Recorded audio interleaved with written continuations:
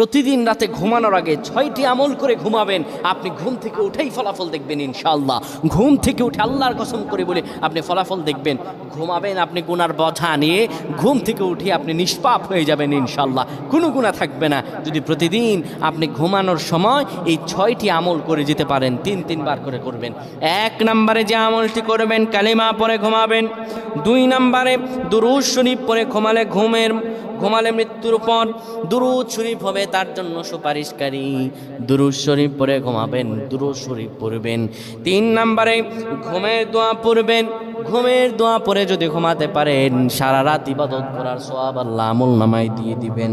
4 নম্বরে আয়াতুল কুরসি পড়ে ঘুমাবেন। আয়াতুল কুরসি পড়ে কেউ যদি ঘুমায়, ফেরেশতারা তাকে সারা রাত পাহারা দেয়। ফেরেশতারা তাকে সারা রাত পাহারা দেয়। আয়াতুল কুরসি পড়ে ঘুমাবেন।